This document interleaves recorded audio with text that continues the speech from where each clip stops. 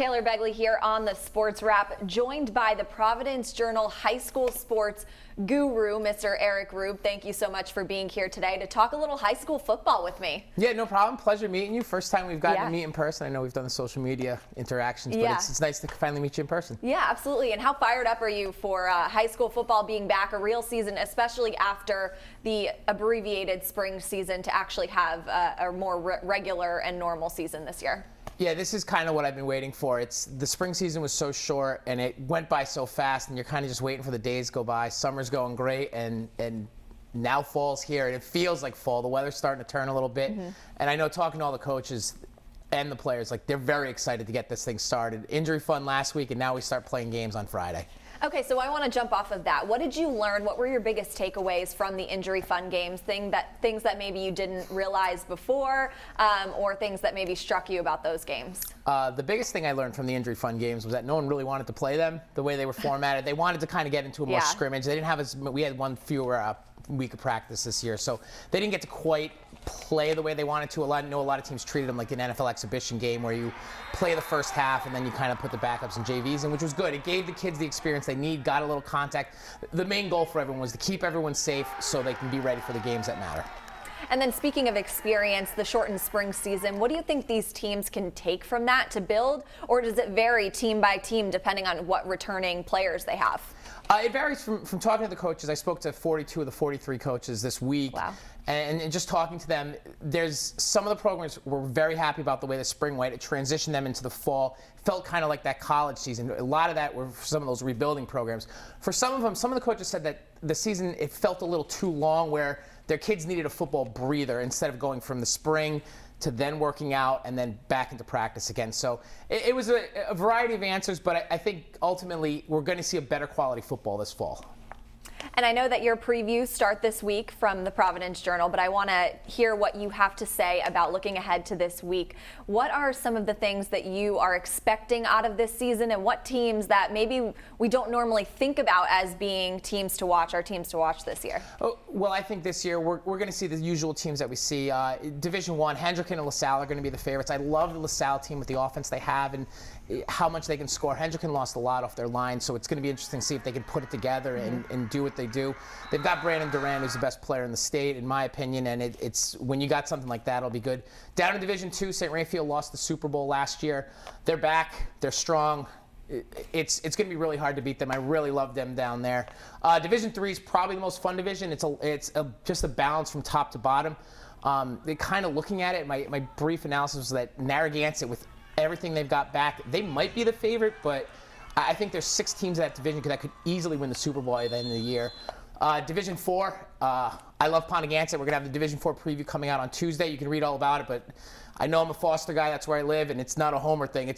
Pontiganset's loaded this year, and I expect to see them in the Super Bowl at the end of the season. All right, well, you heard it here first. And I want to start at the top again with Hendricken, so obviously dominant here in the state of Rhode Island. If somebody wants to knock them off, what are they going to have to do this year? What are they going to have to do? They're going to have to figure out a way to stop Hendricken from doing what Hendricken always does, which is, when things don't go right, they give the ball to their quarterback, and they play power football. Durand, last year we saw him a little bit in the Wildcat formations where he's taking these snaps and just running. He's the fastest kid in the state, quite literally. He's 6'3", 230, 240, and it's really hard to stop. If someone can stop Hendricken from being Hendricken, like a LaSalle team, then that's going to be how they get beat. LaSalle, I think, is the highest scoring team in the state this year. It's going to be interesting to see if Hendricken will be able to match them offensively, but then you look at teams like North Kingstown. Central is out for blood this year, and they want to win, not the Division I title. They want to win the state title, and Mike Washington's been doing a great job, and they're going to be a team that they might catch somebody. All right. Well, also want to bring up with the players. You mentioned best player in the state, Durand, but as far as other players to watch this season, who else do you have your eye on as we start this fall? I mean, the thing is, and the coaches all say this, and people in Rhode Island saying here, there's a lot of great talent in the state, and this year we're seeing a lot of the individual talent. I mentioned Durand, who's a baseball kid signed to Kentucky. There's kind of rumors he may want to play football in college, but he might just stick with baseball. But he could play Division I college football if he wanted. Marquise Buchanan at Classical is the best wide receiver in the state, maybe the best wide receiver the state's ever had. Unbelievable to watch. Devin Ward at Tolman, offensive lineman, 6'5", 330 pounds, just a mountain of a human being. He just moves people. Unbelievable to watch him play football.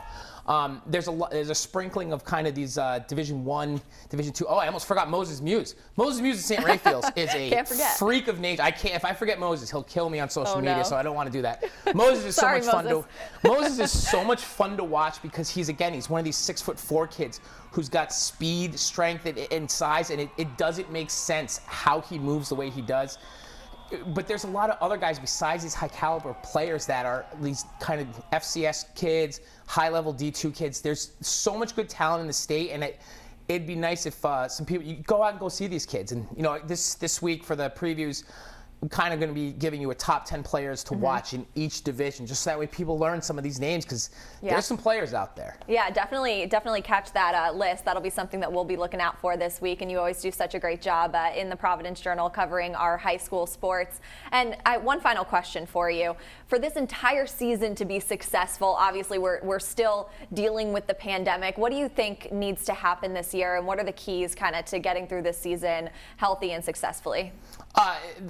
The thing's going to be kind of just doing everything that they've been doing. The one thing talking to the league, talking to coaches, talking to administrators is everyone's more comfortable now with how to handle COVID, how to deal with it, so they know, okay, if someone has it, this is what we have to do. This is how we have to keep kids away. The masks are going to be worn indoors, at least for volleyball. Everywhere else, they're not wearing masks outside, which is great, but it's going to be the same stuff we did last year. And it's not thinking about, it's the football mentality. It's not me, it's we. And that's what everyone's mentality is right now, or at least we hope so. And by doing that, I'm hoping we're going to be able to get through the season just fine. Yeah, absolutely. I hope so too. It's really exciting. Happy to have football back this week, and definitely check out those previews starting on Tuesday in the Providence Journal for all of the high school teams to watch come this season. Eric, thank you so much for joining me here on the Sports Wrap, and much more is coming up after this.